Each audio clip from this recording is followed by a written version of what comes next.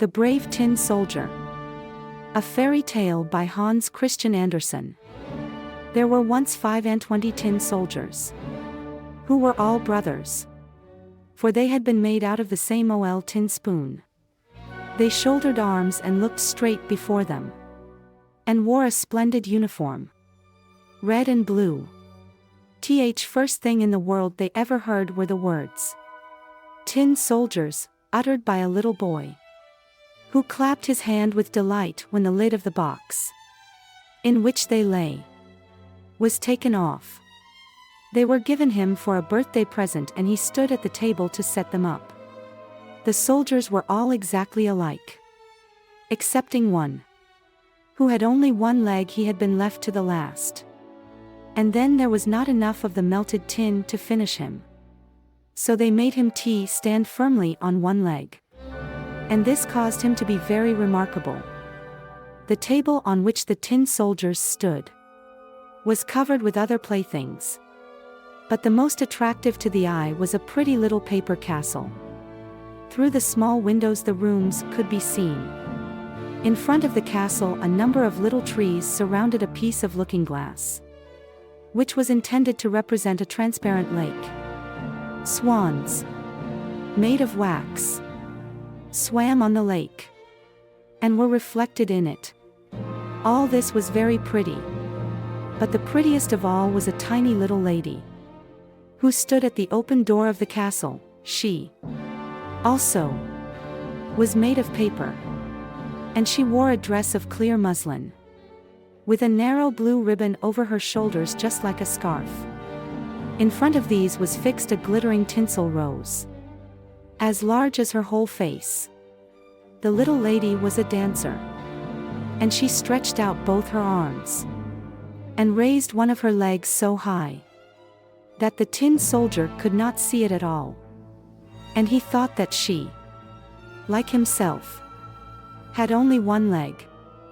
"That is the wife for me," he thought, "but she is too grand, and lives in a castle, while I have only a box to live in.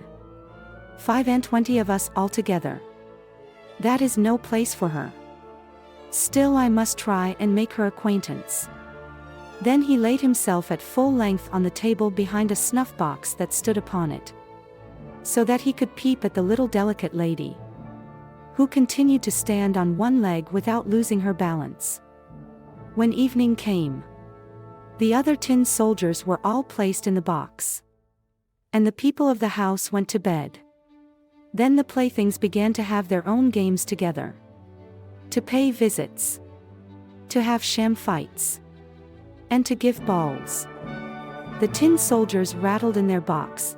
They wanted to get out and join the amusements, but they could not open the lid. The nutcrackers played at leapfrog, and the pencil jumped about the table. There was such a noise that the canary woke up and began to talk. And in poetry too. Only the tin soldier and the dancer remained in their places.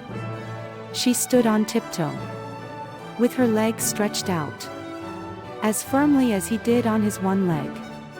He never took his eyes from her for even a moment.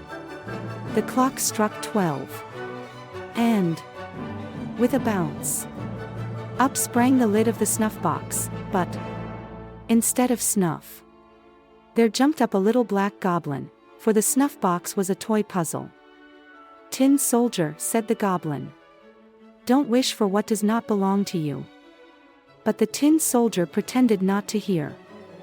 "Very well, wait till tomorrow." Then, said the goblin. When the children came in the next morning, they placed the tin soldier in the window. Now, whether it was the goblin who did it, or the draft, is not known. But the window flew open, and out fell the tin soldier, heels over head, from the 3rd story, into the street beneath. It was a terrible fall, for he came head downwards.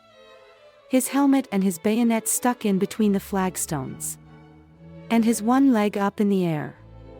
The servant maid and the little boy went downstairs directly to look for him, but he was nowhere to be seen, although once they nearly trod upon him. If he had called out, "Here I am," it would have been all right. But he was too proud to cry out for help while he wore a uniform. Presently it began to rain. And the drops fell faster and faster, till there was a heavy shower. When it was over, two boys happened to pass by. And one of them said, "Look, there is a tin soldier. He ought to have a boat to sail in." So they made a boat out of a newspaper, and placed the tin soldier in it, and sent him sailing down the gutter, while the two boys ran by the side of it, and clapped their hands. Good gracious! What large waves arose in that gutter! And how fast the stream rolled on!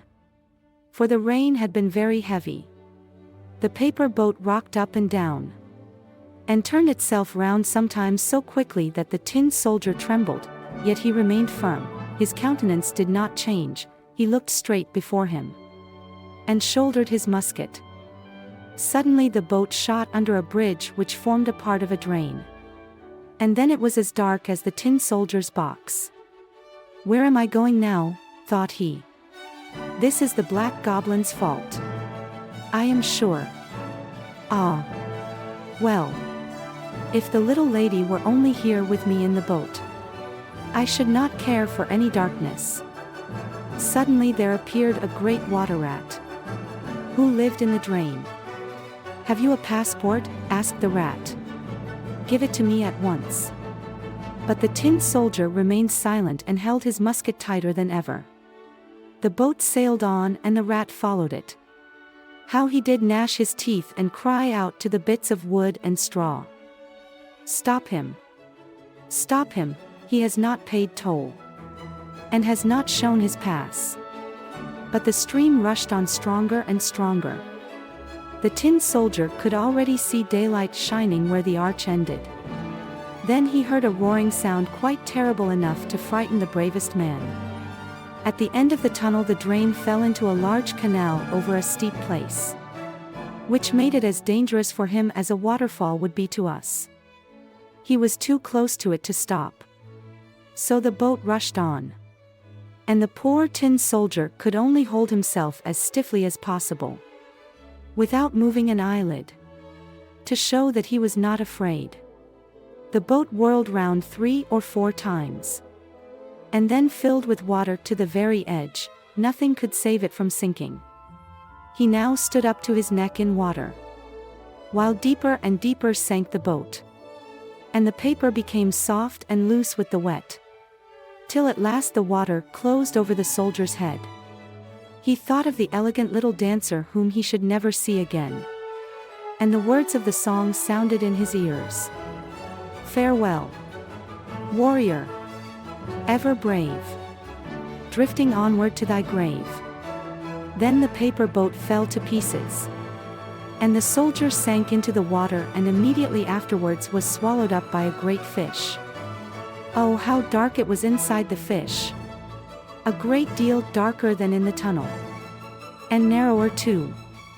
But the tin soldier continued firm, and lay at full length shouldering his musket. The fish swam to and fro, making the most wonderful movements. But at last he became quite still. After a while, a flash of lightning seemed to pass through him. And then the daylight approached, and a voice cried out, "I declare, here is the tin soldier."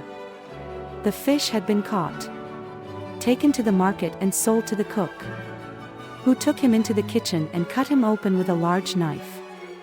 She picked up the soldier and held him by the waist between her finger and thumb, and carried him into the room.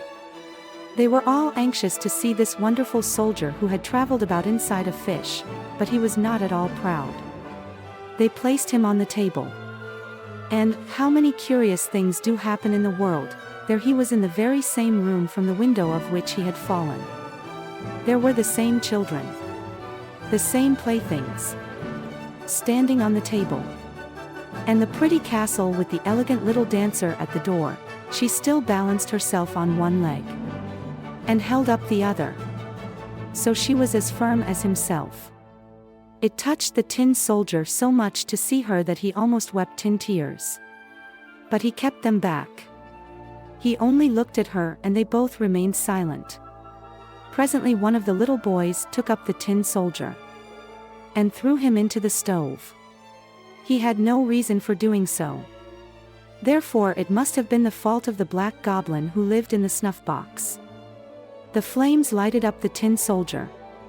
As he stood, the heat was very terrible. But whether it proceeded from the real fire or from the fire of love he could not tell. Then he could see that the bright colors were faded from his uniform. But whether they had been washed off during his journey or from the effects of his sorrow, no one could say. He looked at the little lady. And she looked at him. He felt himself melting away. But he still remained firm with his gun on his shoulder. Suddenly the door of the room flew open and the draught of air caught up the little dancer. She fluttered like a sylph right into the stove by the side of the tin soldier, and was instantly in flames and was gone. The tin soldier melted down into a lump. And the next morning, when the maid servant took the ashes out of the stove, she found him in the shape of a little tin heart. But of the little dancer nothing remained but the tinsel rose, which was burnt black as a cinder.